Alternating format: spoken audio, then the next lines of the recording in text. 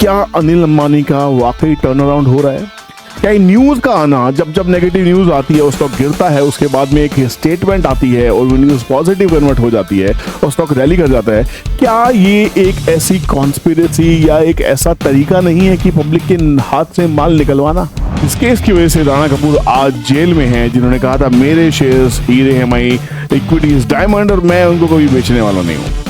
सारा माल राणा कपूर बेच के चले गए। ईडी ने छापा मारा ही क्यों? ध्यान से समझना, आपको बहुत कुछ समझ में आने वाला है। अगर कंपनी के स्टॉक्स पब्लिक में फैल जाते हैं और कंपनी वापस टर्न अराउंड करती है तो अमीर कौन होगा? तो यहाँ पे बार बार एक नेगेटिव न्यूज आती है अनिल अंबानी के अगेंस्ट में, फिर स्टॉक कुछ दिन स्टे करता है, फिर स्टॉक चल पड़ता है 55 की रेंज में आके स्टॉक खड़ा हो गया है। तो क्या और नीचे नहीं जा सकता? यस बैंक के टाइम का कांड है, उसके ऊपर आज छापे मारे जा रहे हैं। मुझे तो डाउट है कि तब क्यों नहीं मारे गए। किसी अधिकारियों के इन्फ्लुएंस में आके 12,500 करोड़ का लोन यहाँ पे अनिल अंबानी को दिया गया है। अभी SEC ने एक ऐसी ही इल्जाम उस पर लगाई थी और कुछ देर के बाद में वो ऑर्डर अनिल अंबानी को मिला और SEC वहां से गायब है। मतलब कुछ दिनों के अंदर में 25 जुलाई को ये स्टार्ट हुआ है और आज 28 जुलाई को वीडियो बना रहे हैं। क्या 3 दिन में ये सारी चीजें कंक्लूड हो चुकी हैं? लिख के दे रहा हूं भैया।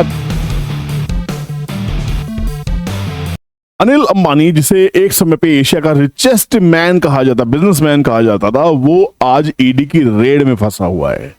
ईडी ने बहुत सारे छापे मारे हैं और केस है बहुत ही पुराना, यस बैंक केस। इस केस की वजह से राणा कपूर आज जेल में हैं, जिन्होंने कहा था मेरे शेयर्स हीरे हैं, माई इक्विटीज डायमंड, और मैं उनको कभी बेचने वाला नहीं हूं। सारा माल राणा कपूर बेच के चले गए और पता नहीं किस किस को फंसा के चले गए। यहाँ पे हम बात करने वाले हैं राणा कपूर की नहीं, अनिल अंबानी ग्रुप की, जहां पे ईडी ने छापे मारे। आप सबको पता ही होगा, पर उस छापे में निकला क्या?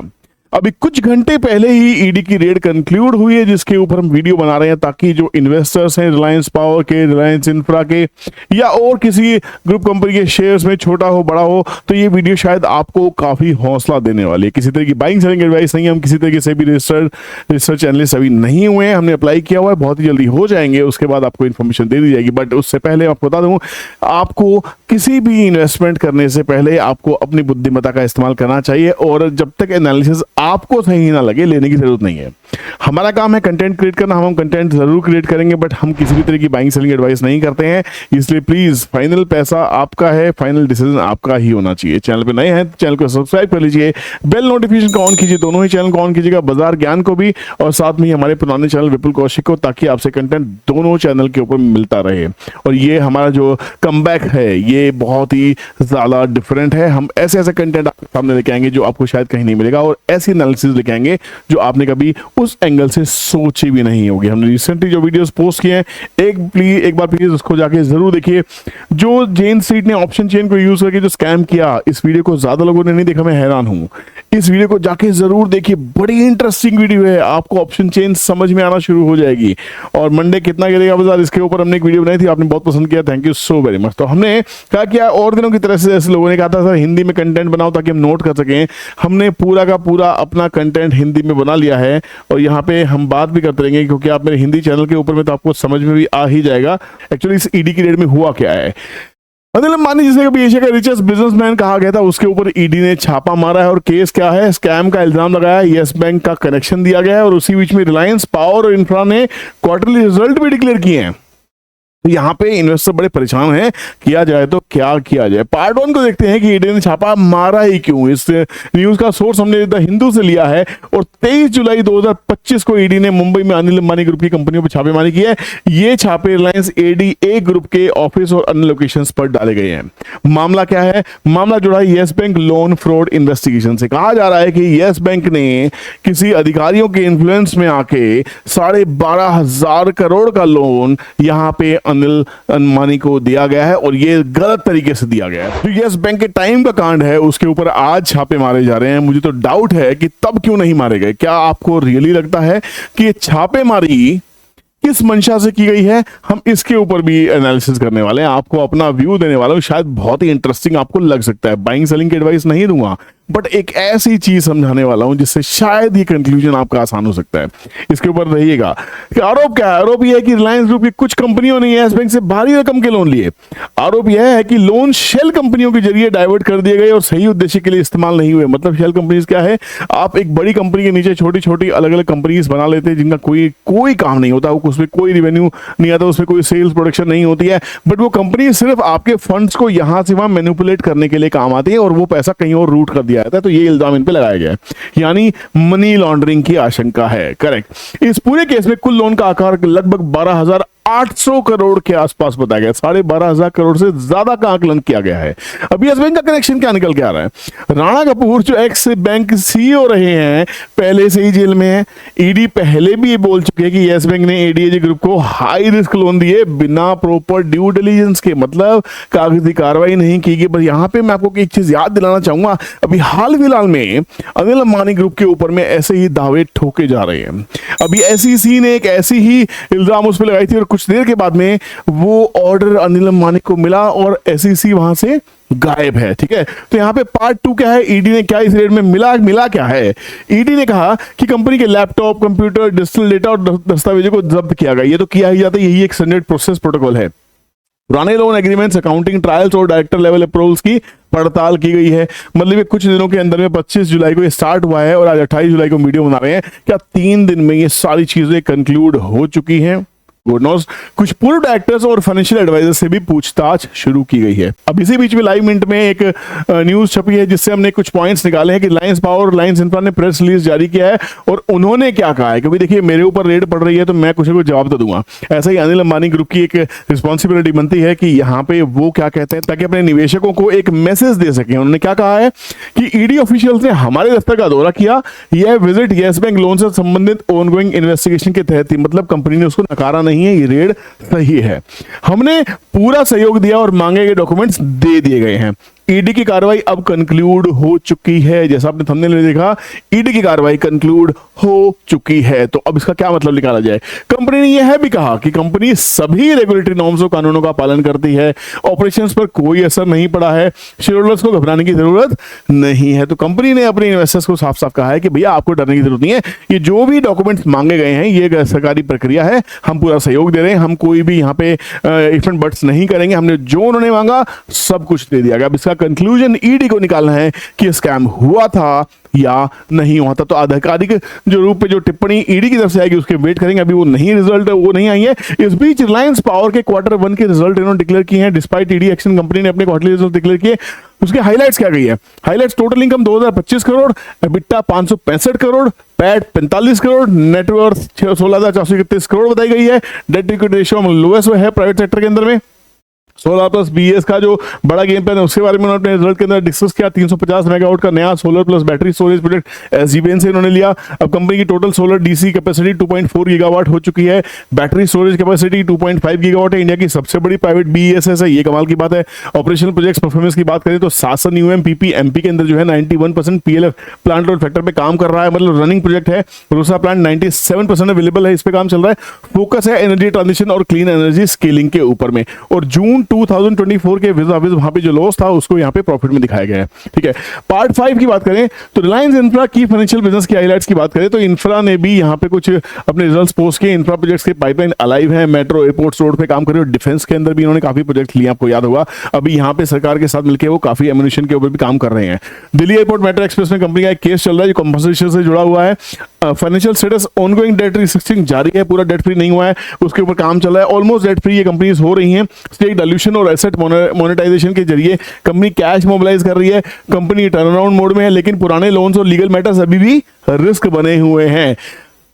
अब निवेशकों के लिए सलाह क्या है भैया? सीधी सी बात है, अब निवेशक को कहीं भी पैसा डालने से पहले सोचा करो, समझा करो। मेरे कहने से, किसी भी कंटेंट क्रिएटर के कहने से माल लेके बैठना कोई समझदारी नहीं होती है। किसी भी लिस्टेड कंपनी में निवेश करने से पहले 3 बातें जानना जरूरी है। लिखा क्यों है? क्योंकि भैया मेरे कहने के बाद ना आप कहते हो भाई तूने ऐसा कहा था, तूने कहा था कि भैया ये ले लो, तूने कहा था वो। मैं आज तक किसी वीडियो में नहीं कहा ये ले लो और बेच लो।